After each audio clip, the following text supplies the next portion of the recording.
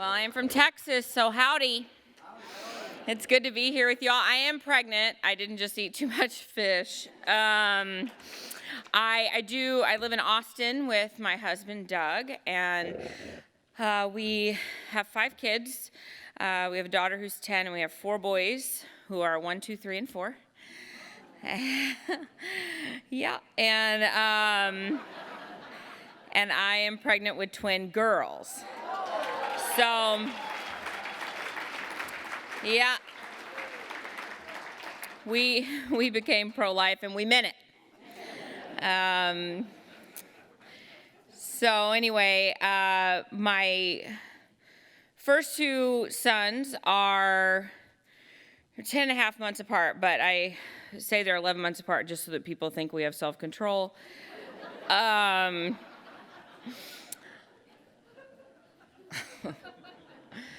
My second 2 sons are 13 months apart, and my last 2 sons are 6 months apart, and I move fast, but not quite that fast. Our youngest son was gifted to us through adoption.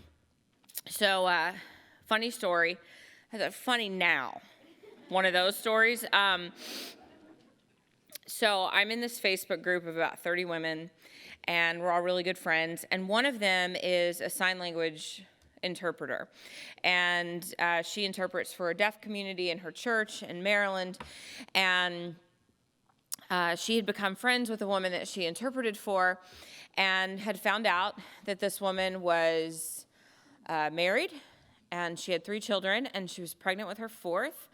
Her 4th had been conceived through a very violent assault, not her husband, and she became pregnant, and she went to many people in her church and many of her friends and family and told them about the situation, and they told her, well, this is the one time that abortion is acceptable.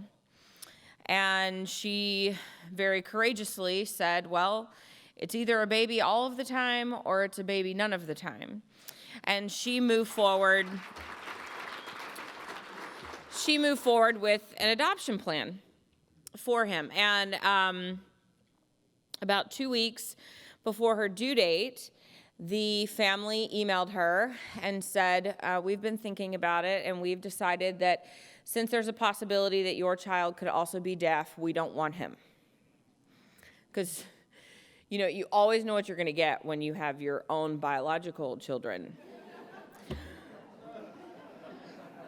A little slow. Okay, so then another family was called, but they weren't interested because the baby was biracial, and they were white, and they wanted a white baby that looked like them. And so my friend posts in this Facebook group, hey, you know, please pray for this situation, and if anyone knows anyone who would be interested in adopting this baby, let me know. I was in Atlanta speaking for a pregnancy center event, and I saw this pop up on my phone, and I looked at it, and I'm not really sure why I did it, but I wrote, "We will."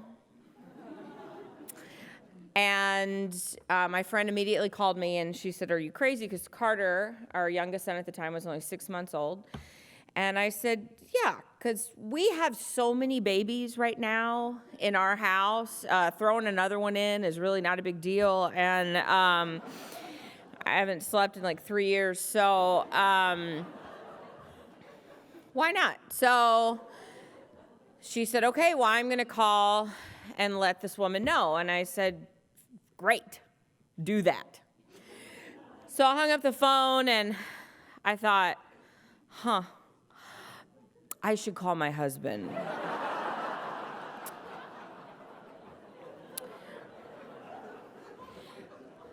What I really thought was, can I just shoot him a text? But I thought I should call. So I called him, and he was sort of mad. I don't know, mad's not the right word. He was more panicky because, see, my husband is a stay-at-home dad. So this actually affects him more than me. Some women bring home a new pair of shoes. I bring home a baby. So anyway, 2 weeks later, our son was born, and we were there, and we were trying to decide what to name him. And we knew we wanted to name him a name that started with the letter J, because his mother's name, her name starts with J, and her 3 other children, their names start with J. So we wanted to honor her in that way. And so we're Catholic. We've been converts for 5 years. And well, thanks. I didn't have a whole lot to do with it. But so we like to name our kids a saint name and a family name. And so we had the family name. And so we were trying to find a saint name. And I mean, I'm sort of new, so I don't know a lot of saints. So I went online to like saints.com or something. And I clicked on the letter J, and I went down the list, and none was really sticking out to me. I got to the end, and I saw St. Jude. And for those of you that maybe don't know, St. Jude is a patron saint of impossible or desperate causes. And I thought, yeah, that's the perfect name for this little boy, because there had to be times that his mother felt like this was a very impossible situation. Going to her friends and family, going to people in her church, and having her son be rejected by them because of how he was conceived. And then having a family reject him because of a possible hearing deficit. And then because of his ethnicity. There had to be times where she felt like this was impossible. But every day, she continued to choose life for him. And I think about Jude, I think about his life, I recognize truly what a miracle it is that he's with us. Because to be perfectly honest, he was a target by both sides. He was a target by the abortion lobby because of his ethnicity. Because we know that Planned Parenthood was founded for the sole purpose of eliminating the minority population, particularly the African American population. And so he was targeted there, but friends, he was also targeted by our pro-life movement because of how he was conceived, because of so many people that continue to make the exception for these innocent babies. And so I do recognize what a miracle it is that he's here, but honestly, when I look at the abortion rate in our country, 1 in 3 women having abortions, I realize that every child that makes it to birth in this country is a miracle. I would love to tell you I've always stood up here and defended life, but that's not true. I worked for Planned Parenthood for 8 years. I was a clinic director for their 3rd largest affiliate in the country. It's out of Houston. We were building, at the time, it's now operational, the largest abortion facility in the Western Hemisphere. It's off the Gulf Freeway in Houston. It's 78,000 square feet. It is 7 stories tall. The 3rd floor was built in order to abort babies through the sixth month of pregnancy. And we had the capacity to abort 75 babies every day, 6 days a week. And that was my life. I would like to tell you that I had all of this angst about what I did for Planned Parenthood, but I didn't. I love my job. I believed that I was doing the right thing. I believed that I was helping women. I got involved with Planned Parenthood as a college kid. I went to Texas A&M University, Yep, not one fan. Okay, and you could have faked it. It's all right. It's all right. I don't want the pity. I don't want the pity. It's too late. Ugh. Well, I'm sorry about Johnny Manziel. Okay, so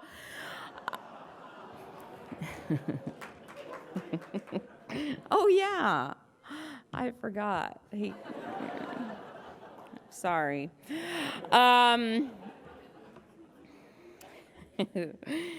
Anyway, so I was at school there, and I met a woman with Planned Parenthood, and she began giving me all of their talking points. And I grew up in a Christian home. My parents, I remember saying I was pro-life. I remember saying that in high school, but I was just sort of regurgitating whatever my parents said. I didn't grow up in a church that spoke out about abortion. I don't ever remember hearing about abortion from the pulpit my entire life. And so,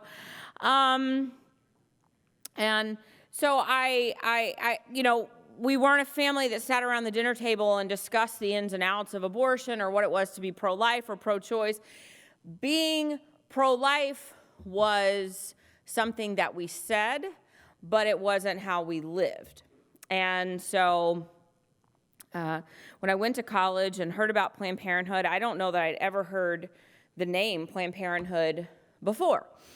And so she started giving me all the talking points, you know them. Without Planned Parenthood, low-income women would have nowhere else to go for health care, and how, without access to safe and legal abortion, women are going to be just falling out, dying all over the place from these back alley abortions. And and pro-lifers, they're good people, but they're just sort of misguided, you guys.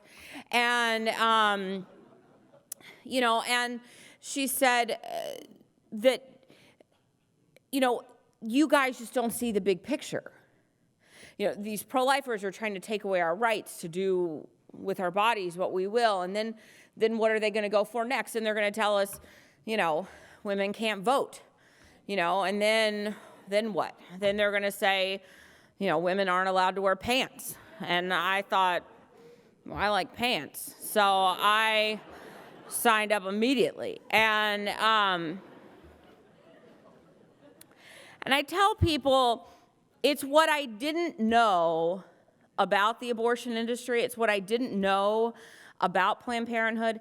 That's what led me in their doors.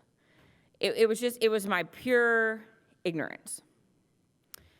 When she told me that Planned Parenthood is the only place women can go for health care, I didn't know that was just a blatant lie.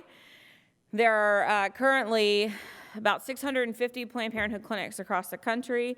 There are 13,000 federally qualified health centers, rural public health centers, hospital health systems, and county health departments that provide far more comprehensive care to women and their families. That 13,000 doesn't include the over 3,000 pregnancy medical centers that take women in and provide some services for them. It also doesn't include the tens of thousands of private practice physicians that accept government subsidy programs like Medicaid. So we're talking about tens of thousands of providers compared to 650, but Planned Parenthood is the only place that women can go. It's a lie, but they've said it so much that people believe it is the truth. That's what happens. You say a lie enough, and people begin to believe it is true. And this whole thing about back alley abortions is so ridiculous. Women are no safer now inside of safe and legal abortion clinics than they were in these supposed back alley clinics. Because in the end, abortion can never be safe. In order for an abortion to be successful, an innocent human being must die. It can never be safe.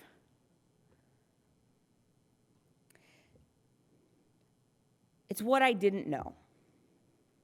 And I submit to you tonight that I believe it's what the majority of women do not know in our society that leads them in the doors of these clinics. It's what they don't know about their bodies. It's what they don't know about their fertility. It's what they don't know about their unborn child. It's what they don't know about abortion. And friends, it's what they don't know about Jesus Christ. That's what leads them inside of these clinics. And people ask me all the time, Abby, how is it that you went from, being this good Christian kid to being a person who ran an abortion clinic? How is it that you went from being this good kid? I was a pretty good kid. I didn't do very many things wrong that my parents found out about. How is it that you went from being that kid to being a person who laid on an abortion clinic table, not once, but twice, to take the lives of my own children by abortion? Abby, how did that happen? And I don't really have just a striking silver bullet sort of answer for you tonight, except to say that it happened just a little bit at a time. Because that's the way that sin works in our lives. It's just one little lie at a time, one little justification at a time.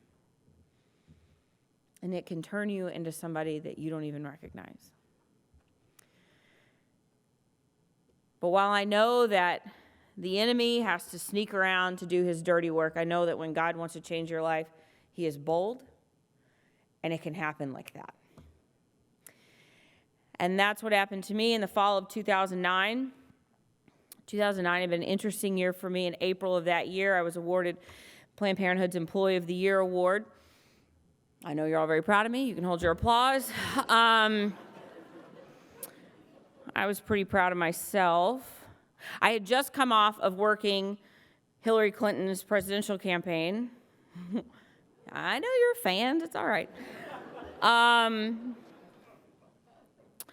I got to go to the National Gala, Planned Parenthood's National Gala. There were about 3,500 people there. We raised about $10 million, similar to what we will raise here tonight.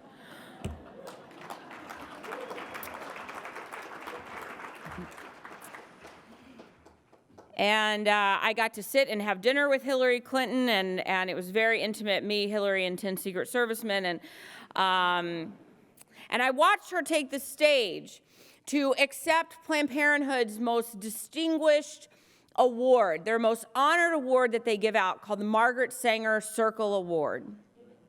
So every year, Planned Parenthood continues to celebrate their racist roots by giving out an award in their founder, Margaret Sanger's name. And I watched her take the stage, and then she gave a speech. I don't remember what she said. I'm sure it was riveting. But I remember thinking in April of 2009, this is as good as it's going to get for me. This is the best. It's never going to get better than this. In August of that year, I had a meeting with my supervisor, and I was instructed that we were to double our abortion quota, the amount of abortions that we had to sell to women coming into our clinic. And that was bothersome for me because I really believed that at Planned Parenthood our goal was to reduce the number of abortions. That's what we said. That's what I said to the media. That's what I said to my friends and family and anyone who asked. We're not about selling abortion. That's ridiculous. We're about prevention. We're about reducing the need for abortion. But there it was in paper. I was to double my abortion quota. And I said something out loud to my boss. And I said, this must be a mistake. And she started laughing at me. And she said, Abby, why would we want to reduce our abortion numbers? That's how we make our money. I don't think that's any surprise to you guys. But for me, somehow I had this disconnect in my mind. I don't know how it happens, except sometimes sin can literally blind you to what's right in front of your face. I remember taking, I was the director. I remember taking bank bags, 4, 5, 6 bank bags stuffed full of $25,000 to $30,000 in cash on successful abortion days. Of course it was about money. But somehow I just didn't see it. About a month later, we had a visiting physician come in from out of town, and he owned his own private practice abortion facility, and he explained to me that I don't think this is going to be surprising to you, but it's actually safer for the patient if the doctor can see what he's doing while he's performing surgery. And I had never really thought about it before, but our abortion procedures were performed in a blind manner. So the physician came in and he began the procedure, and he inserted a cannula, a suction tube, into the woman's uterus, and he just blindly poked around inside the woman's uterus until he thought he had enough blood and tissue in a glass jar. That glass jar went into a lab called the POC lab. POC stands for what? Products of conception. What's that? That's the baby, but you can't say baby inside of an abortion clinic. So we said POC or POC, or if the staff was feeling funny, we would say it stood for parts of children. And inside the POC lab, there was a POC technician, and their job was to take everything that was in that glass jar, dump it into a glass baking dish, and reassemble the parts of the baby. Now, why did we do that? Because if we left an arm or a foot or the spine or the head inside the woman's uterus, she could develop a very serious infection that could be fatal to her. And after all of the parts have been accounted for, the POC technician would take everything, bundle it up into a red biohazard Ziploc sort of bag, and put it into a freezer that we jokingly called the nursery. And once a week, a company like Stericycle would come and pick up all the little red bags of babies, take them to their facility where they are incinerated. And that's how abortion takes place in this country almost 3,000 times a day.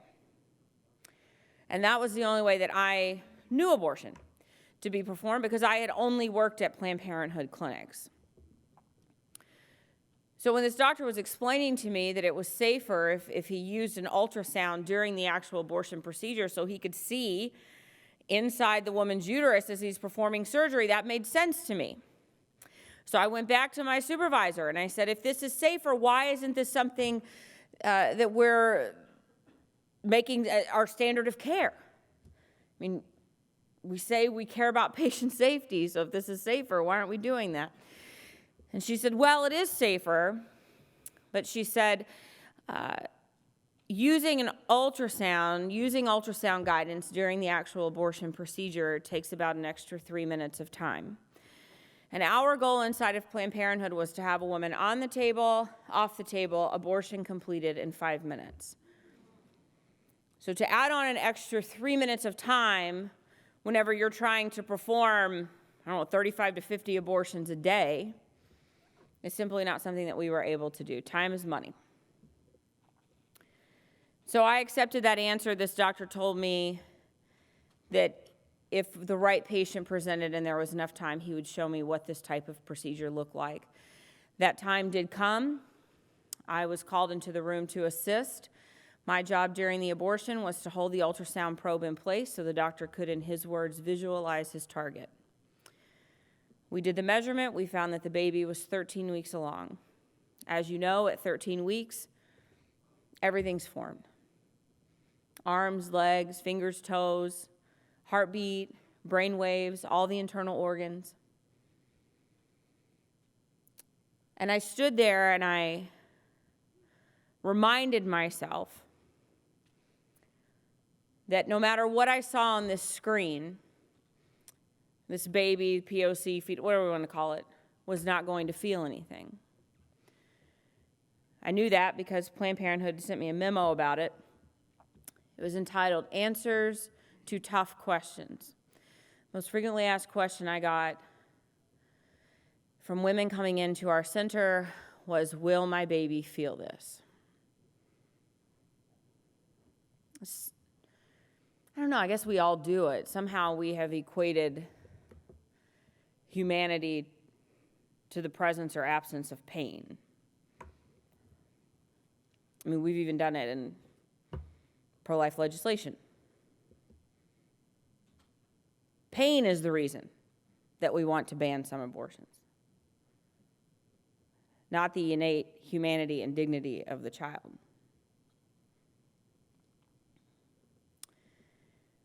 So I stood there, I watched as the cannula, the suction tube, the suction wasn't yet turned on, I watched that go into the woman's uterus.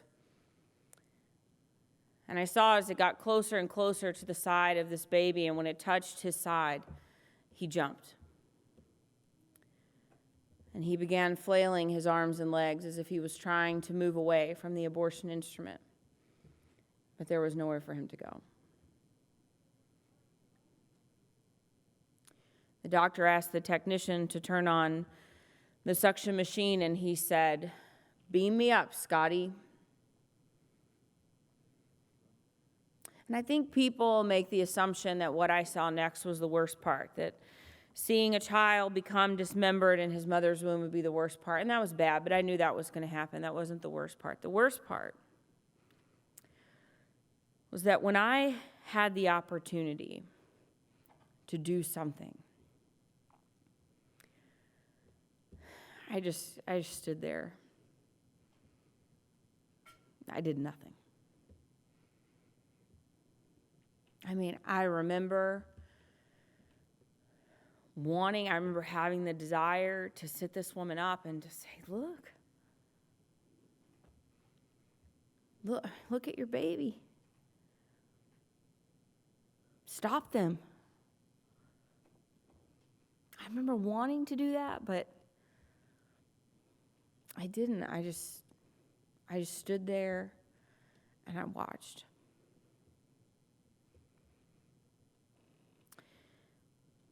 And just a few seconds later, the screen was black, and I knew that meant that the abortion had been successful.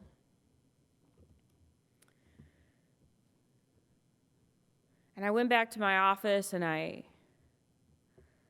didn't know where to turn. I didn't know what to do. I felt angry. I felt confused. I felt like a liar. And I began to pray, really, for the first time in 8 years. And for 8 years of my life, there had been people standing outside of my facility praying. And I knew they were out there primarily to pray for the women going in, but I knew they were there to pray for me too. They told me they were. And so I began to pray, and I was looking out my window, and I could see these two women standing out there, and I began to ask God for some sort of direction, and I felt like he was telling me to go to them, to this pro-life group, and I thought, no, give me somebody else.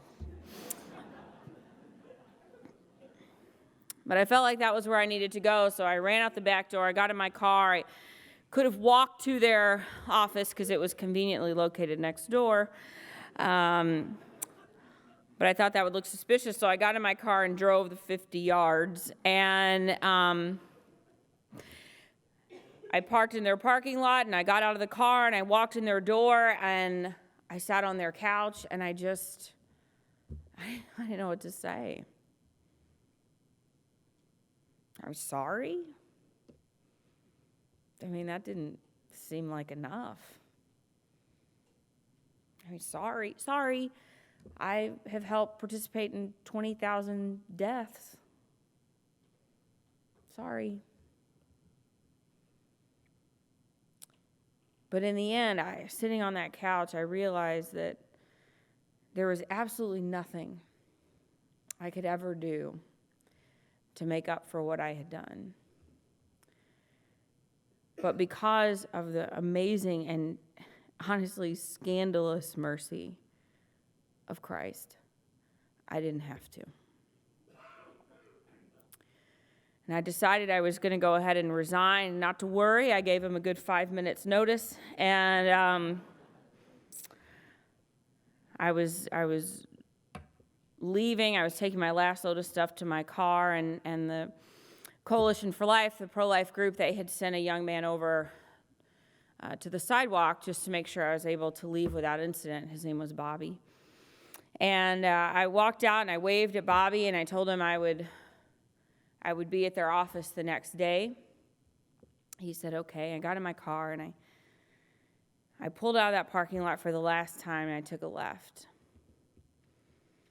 And Bobby didn't know I was watching him or I could see him or anything, but I remember looking in my rearview mirror, and I saw him. He just put his arms in the air, and he fell to his knees. Because there had to be times where they looked at me and they said, she's never going to leave. It's never going to happen. God, why do you have us praying for this woman? She's mean to us. She mocks us. I was not the friendly abortion clinic director. God, why are we praying for her? It's never going to happen. She is never going to quit. And then one day I did. See, friends, I'm standing in front of you today as a testament to the power of conversion. No one is beyond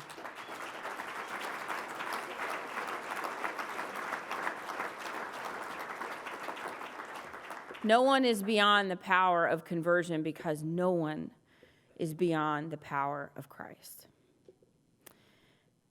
And I didn't know what I was going to be doing in this pro-life movement or how God was going to change my life, but about 4 years ago, as it said in my bio, I started an organization to get abortion clinic workers out of the abortion industry. And that reminded me I actually needed to update my bio, because it said that we have helped 150 workers leave the abortion industry, but we have actually helped 337.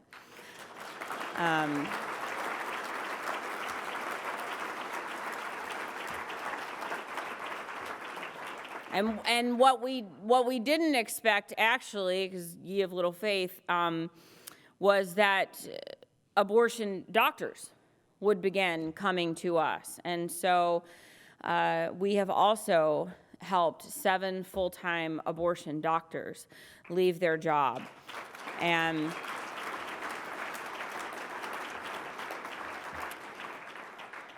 besides my children and my husband, I have to say, doing that work, helping these people, brings me the greatest joy in my life, because there is nothing more burdensome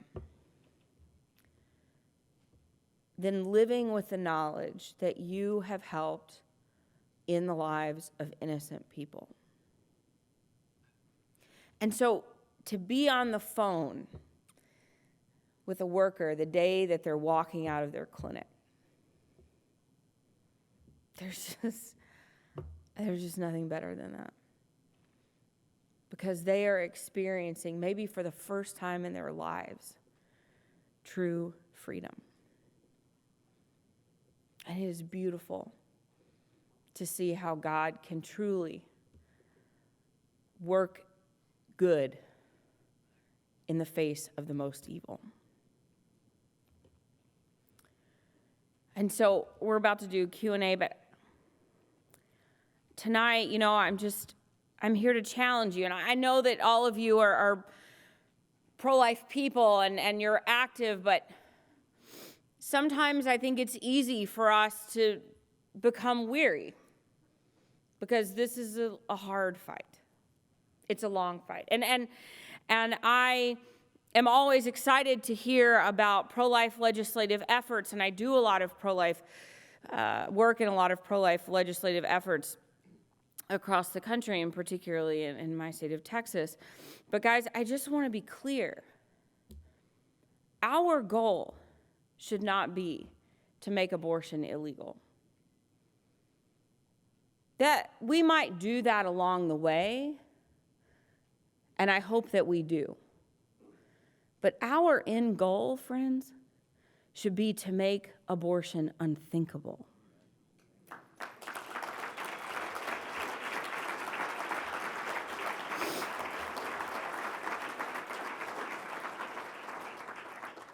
And we can do that, but it's going to take every single one of us.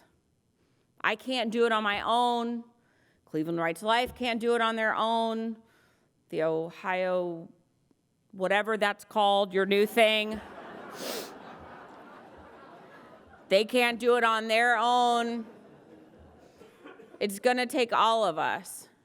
And if you're not involved, if you haven't found your place in this movement, now is the time. Whether it's getting involved in pro-life policy, whether it's standing out front of abortion facilities praying, whether it's volunteering for your local pregnancy resource center. I don't know what it is. I don't know how God's calling you to work in this movement, but I know that he's calling you to do something. And my challenge to you tonight is just to be better than me. To be better than I was. Because when I had the opportunity to do something, I stood there and did nothing. And tonight, you've been presented with the crisis. You have been presented with the tragedy. Do something about it. Act. Be bold. Don't worry about who you offend. Who cares? I don't care. I'm not here to make friends, guys. God didn't put me on this earth to make friends. He put me on this earth to speak his truth.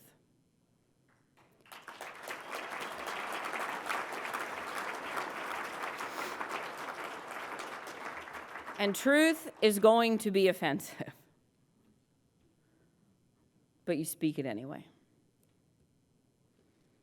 And so now I'm going to open it up to questions. I think there's index cards.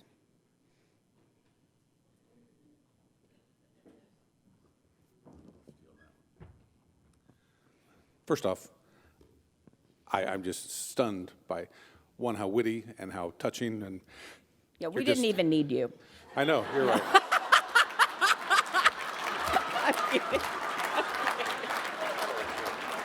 Yeah, I know. Yeah, I'm purely here for tomorrow night. That's the only reason. I'm totally kidding.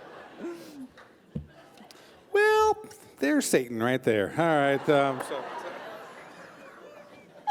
Yeah, I'm going to pray for your children. All right, here we go. All right, so. Pray for my husband. Yeah, so when this person read Unplanned, it seemed like the prayer warriors were nice. I apologize for that to you. Brought you flowers, etc. But how did they show you the truth? That's the question. How do they allow you to know that they were there for you if you ever found the truth? Well, yes, they were kind, and they were always very friendly to me, but they also were not scared to speak the truth to me and to challenge me. But that came after we had already developed a relationship. So, I developed relationships with quite a few of the people who were outside of my facility. And yes, they brought me flowers and they were always very nice. And we developed a rapport. And then after that relationship had been developed, they began to challenge me on why I believed what I believed. And they ask a lot of questions. And that's really the best thing that we can do. If we come across someone who, says that they're pro-choice, the best thing we can do is not to just nail them with arguments of why we're right? But the best thing that we can do is to ask questions, to find out how they got to the place in their life and how they got to that belief system. Because almost everybody I know who supports abortion has a story. And I can't remember what saint said it, but some saint said, I'll have to Wikipedia it, said, win an argument, lose a soul. And I'm not just about being right. I'm trying to win people over through the gospel of Christ and the gospel of life. And so it's more important for me to develop rapport and to develop a dialogue with someone who disagrees with me than to beat them over the head with arguments one after the other. So, but we want to speak truth into their lives, but we want to do it charitably, and that's what we do. And then there were none, and it's working, and we see it working all across the country. A couple more. Yeah. Do you have any statistics, estimates at least, on what percentage of all abortions are done on African American women? Yeah, so almost today in this country, there are almost as many African American babies aborted as there are being born. About 79% of abortion facilities are put in minority neighborhoods that are predominantly African American neighborhoods. So we see the African American population is almost at a non-replacement rate, where their population will continue to decline because the birth rate is so low. And so that was Margaret Sanger's dream. That was her goal, and we're now seeing that come to fruition. And this crowd is super white, and that's how it is most of the time when I go and speak. And I think that we need to do a better job of dialoguing with our minority brothers and sisters and helping them understand how this issue is affecting their population. I was walking around Austin one day, and this African American man came up to me, and he was volunteering with Planned Parenthood, and but they're paid volunteers, so I'm not sure that makes them a volunteer. But anyway, he was trying to get people to support Planned Parenthood and to sign a petition or support thing for Planned Parenthood. And I began speaking to him, and I said, I would love to hear what you have to say about Planned Parenthood. And so he started talking to me, and so I said, do you know who founded Planned Parenthood? Do you know the reason Planned Parenthood was founded? And he said no, and so I started giving him some history and some direct quotes from Margaret Sanger, things that she said about the African American population, and he gets so mad, not at me, but he gets so mad because he feels really duped, right? So he takes his clipboard and throws it on the ground, yells an expletive, and walks off, and was done. But it was because he didn't know. A lot of our population, they don't know. A lot of people don't even know that Planned Parenthood is an abortion facility. Alliance Defending Freedom did a survey a few years ago and found that 50% of Americans don't even know that Planned Parenthood performs abortions, yet they are our largest abortion provider in the country. And so education is key. And so we've got to know our stuff. We've got to know what we're talking about. We need to know the history of Planned Parenthood. We have to know why it was founded, and we have to share it with people whenever we encounter them. And I think possibly he also walked away because you're super white, not just regular white. I'm so real that, white. Could be that. Super white. I want to see so how can we best change the view of the young generation, especially college? How can we get them to listen and to learn? Because there's an onslaught. There are. So I tell people wherever vulnerable women are, so is Planned Parenthood.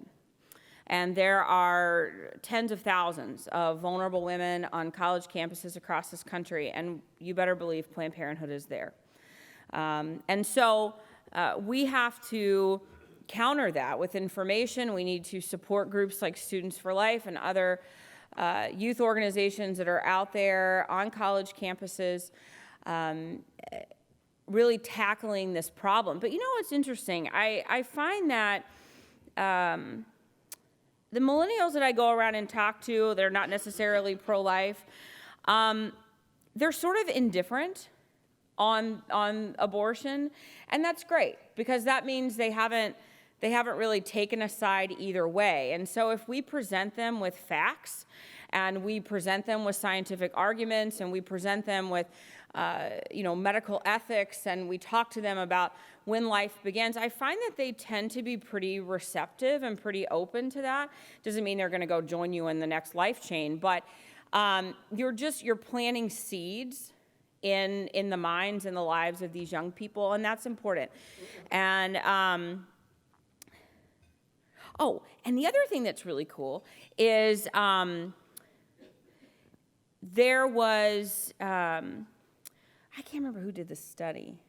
There's a study done, and it found that 30% of millennials are now rejecting contraception, and they're not rejecting it because of moral issues, but they're rejecting it because it looks real dumb buying free-range chicken and popping a hormonal birth control pill every day. And so I'm not going to get into a big contraception talk, but I could, but I'm not going to do that. But